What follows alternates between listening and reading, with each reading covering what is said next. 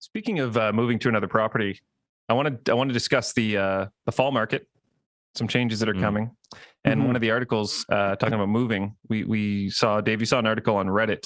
Stephen, if you have it handy there, I'll give it a whirl. So this is basically something that happened recently that we found very interesting, and I think it's more common than people think. So it says, this is the post.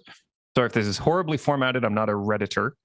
My wife and I bought 6 months ago at the height of the housing market, it seems now. We bought hours away from work, which is Toronto, as we both were working from home.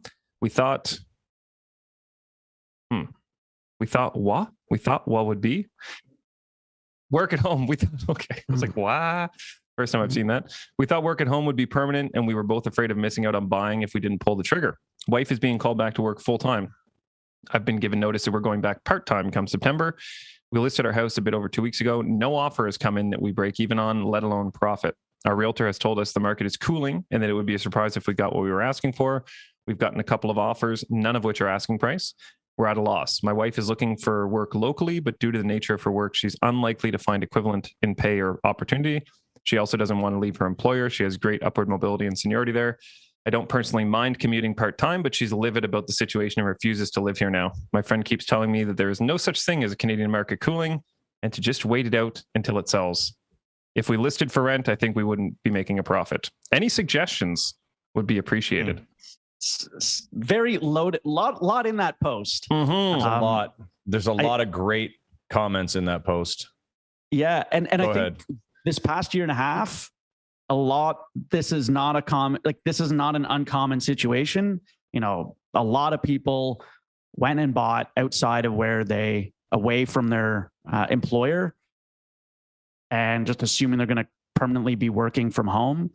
The funny thing in that whole scenario is that they never verified with their employer that they would be permanently working remotely, which is kind of, hilarious. And I think, Greg, you made a great point before we came on. Nothing like what did you say? Nothing like panic buying and panic selling.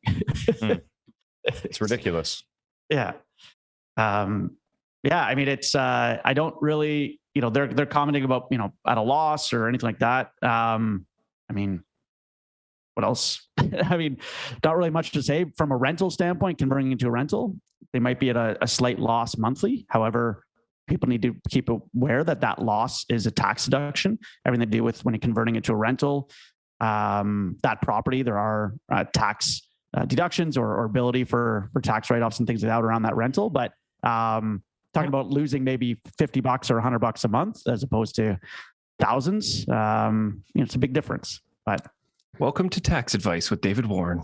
No, on NPR. But remember, talk to your accountant first. Yeah, no, but it's a very good point. And I mean, there's certain situations where you just have to kind of accept the fact that you might have a loss. I mean, that's a situation where if you bought and, things have changed, then your expectations also have to change. You can't expect to be selling at a profit in 6 months when the market has leveled out a bit. I mean, it's an unrealistic expectation, right? And you can't go into that situation being like, well, we're going to make 50 grand in 6 months. Let's do it. I mean, that's not always going to be the case. No, nor has it always been the case.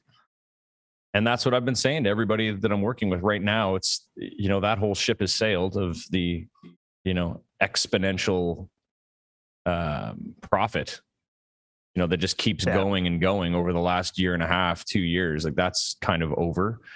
So you're not going to get, I tell people, I'm like, don't think that you're going to move into this and make $50,000 in the next couple of months.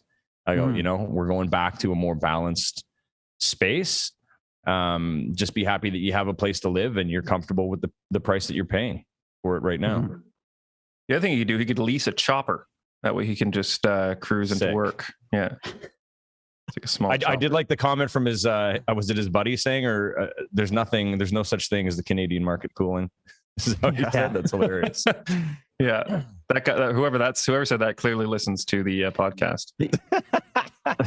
Oh, look at that! That's hilarious.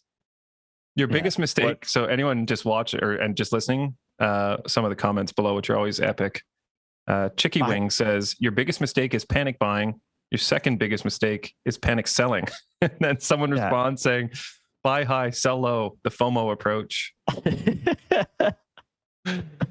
FOMO Oh, right. approach Yeah, is we pretty Stephen funny. read that, I think. Yeah. But for those of you that might be listening and has, possibly in a similar situation of buying and contemplating selling, or you're in town and contemplating selling and or turning into a rental or what have you, look at your, where you're moving to if you're buying again.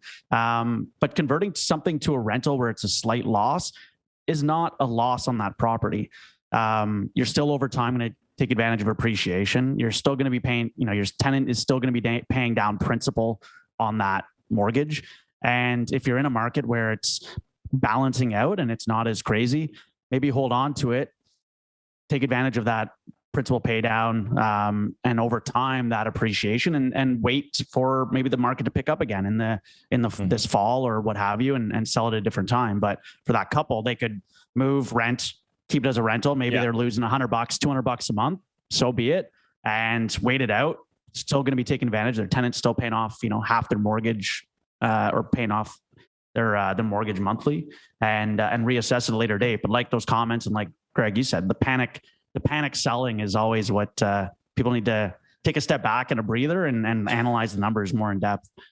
My best advice for that exact scenario, although it's not ideal for many people, depending on how many people are living in the home, especially, I would go back to Toronto and I would rent for a year, because who knows what is going to happen in the next year. Maybe a lot's going to change. Maybe you'll be able to stay in Halliburton after the fact, right? Because how pissed would you be? It's like, okay, now we took a $40,000 loss in Halliburton. We moved back to Toronto, and now we can go work at home again. And we want to go to come on, you could do that cycle forever.